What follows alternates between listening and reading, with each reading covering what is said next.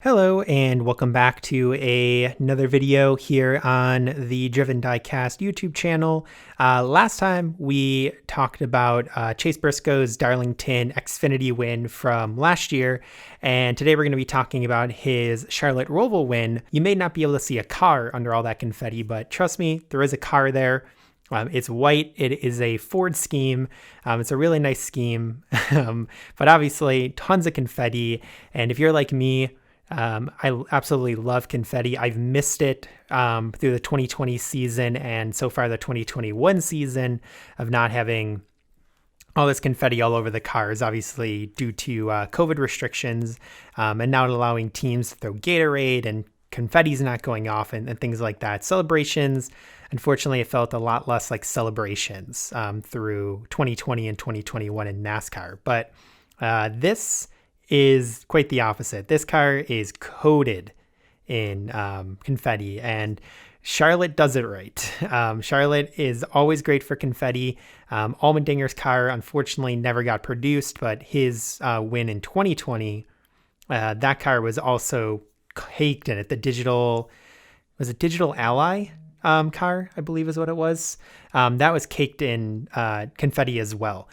So Charlotte does it right. I absolutely love this car.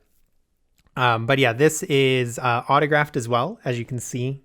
Maybe it's with white, so it is on top of the.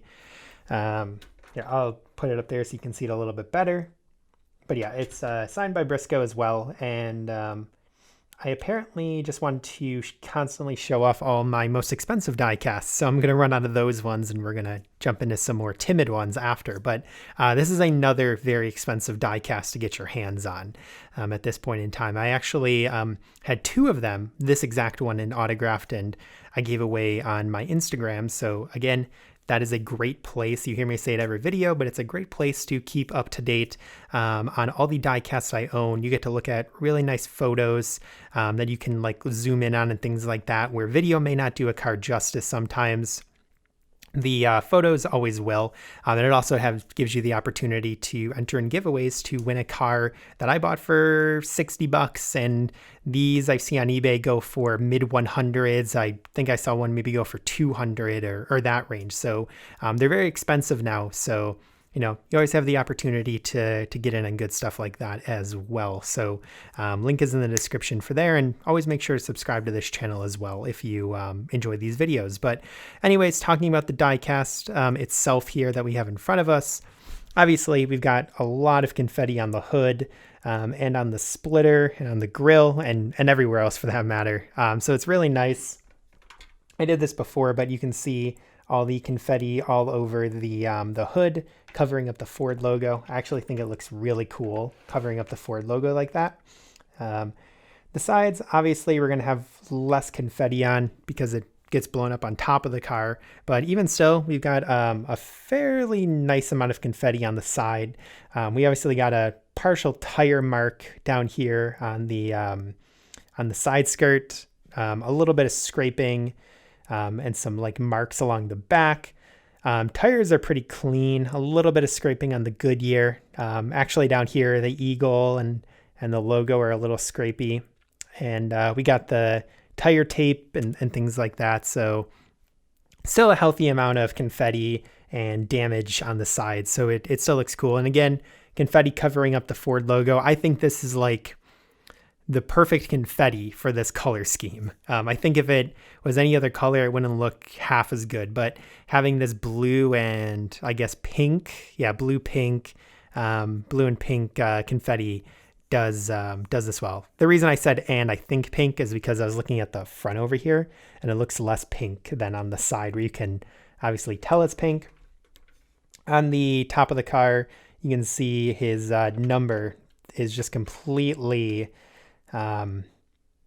decimated by confetti. The 98, you wouldn't even see that. You'd think that was like, I guess you can make out 98. Maybe you'd think 88, as if Matt Crafton came up to xfinity, won a race. Just joking, Matt Crafton doesn't win races. But anyways, the back, actually, as I normally say, it's just the back. Nothing's going on here. Actually, because of the confetti, we've got a lot going on this one. So obviously we got confetti down here on the GT and in the general like tail of the area. We also have got so much confetti on the back, it looks like a solid object at that point. I actually think it is a singular decal that they put on the back here because there's just so much confetti on the back of the car that it's just one solid piece at that point. And then this side of the car, I like the most. I think this side does itself the most justice with the confetti. Because not only do you have it obviously on the rear window here and all across the side, you also have it on the tires. And that's crazy. So you've got confetti on the tires.